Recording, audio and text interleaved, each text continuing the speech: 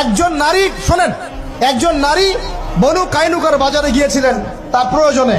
ইহুদি তার শ্লীলতাহানি করেছে, তার সতর খুলে দিয়েছিল একজন ইহুদি। এটা দেখে একজন মুসলিম ভাই সেখানে থাকতে না পারে ওই ইহুদির গর্দান নামিয়ে দেয়। এই ইস্যুকে কেন্দ্র করে ইহুদিরা মিলে ওই ভাইকে শহীদ করে। তখন ওই বাজারে ওই ভাই ছাড়া আর কেউ ছিল না, একজনই ভাই ছিল। এরপরে এই মামলা আসলো নবীর দরবারে সাল্লাল্লাহু আলাইহি ওয়াসাল্লাম। এটা মদিনার ঘটনা। নবী সাল্লাল্লাহু আলাইহি ওয়াসাল্লাম ওই সাহাবীকে তো দোষারোপ করেনই নাই, ওই সাহাবীকে দোষারোপ করেন নাই, বরং নিজে বর্ম পরে অন্য সাহাবীদেরকে বলেছেন তোমরা বের হও, আমরা বনু কাইনুকা আক্রমণ করবো, ওকে এখান থেকে বের করে দেবো। একজন দিনী বোনের ইজ্জতের বদলা নেওয়ার জন্য পুরো বনু কাইনুকার ইহুদিদের সাথে যুদ্ধ হয়েছে। আর আমাদের বোনরা স্বেচ্ছায় ইজ্জত বিলি দিচ্ছ